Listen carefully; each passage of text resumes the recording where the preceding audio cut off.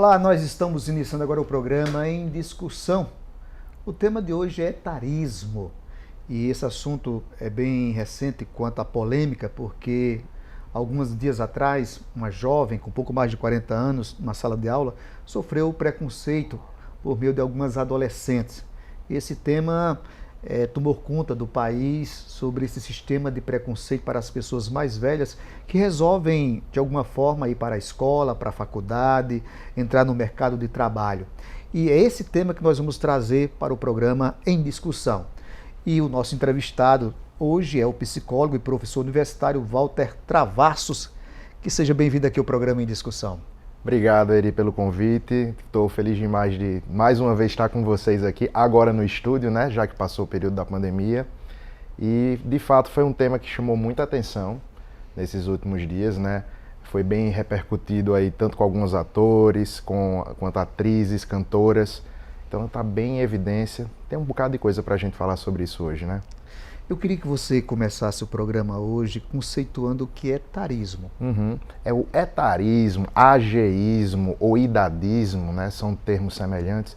Seria mais ou menos todo o preconceito que alguém sofre por causa da sua idade. A gente pensa que é somente com pessoas mais velhas, mas às vezes pessoas mais novas também passam por um problema de etarismo, por ser muito novo para ocupar uma determinada posição, mesmo tendo a sua capacidade suficiente.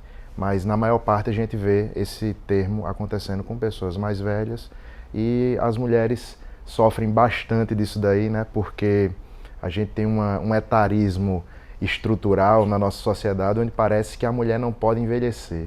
Ela tem que envelhecer bem. O homem pode ter barriguinha, o homem pode ficar calvo, é charmoso, né? Mas a mulher não pode deixar os cabelos brancos, tem que estar sempre se cuidando, né? E isso aí a gente tem que pensar um pouco se realmente essas coisas fazem sentido ainda hoje. Do ponto de vista psicológico, essa questão do preconceito de pessoas mais jovens em relação às mais velhas, isso se dá num ambiente, em que todas elas estão, é uma questão de formação cultural ou é uma questão psicológica de formação de personalidade? É assim, né? São fatores biopsicossociais. Então a gente tem o meio onde a gente foi inserido, a questão da sociedade, cultura, tudo vai influenciar essa formação. E às vezes a gente tem pessoas que vivem muito na sua própria bolha.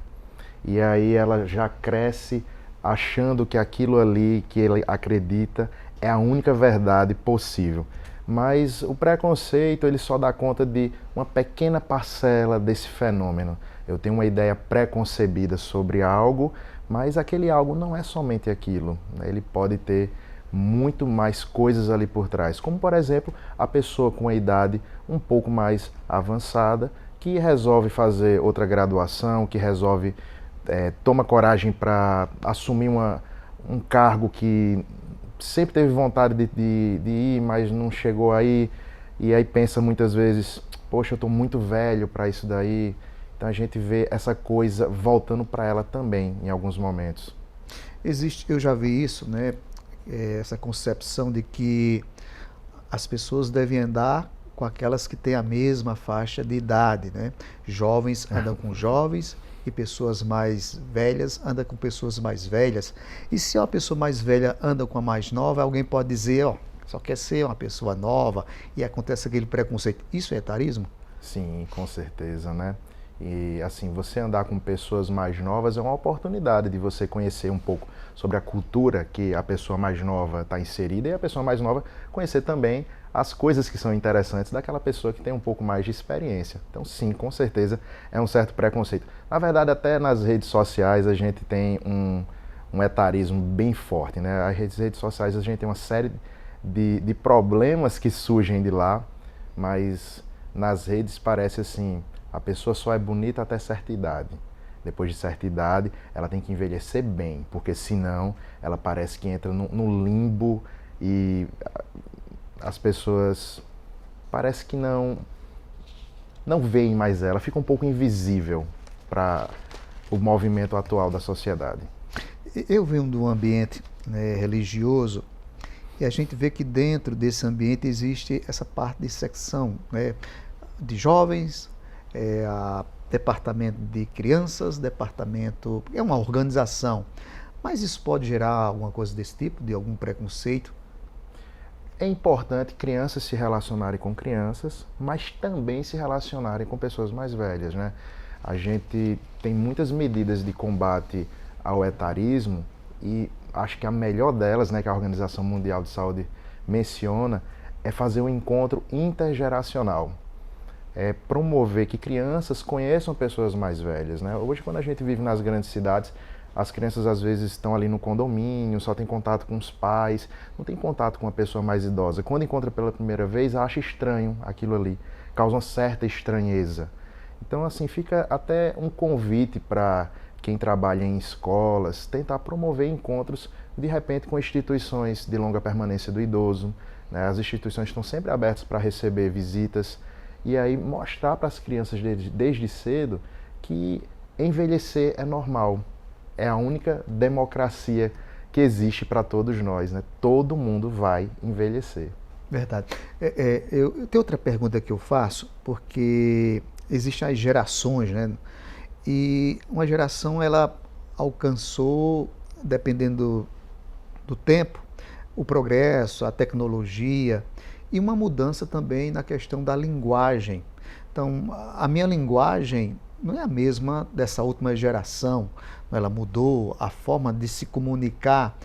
E isso é um grande empecilho na comunicação entre pessoas de idades diferentes. Uhum. Sim, sim.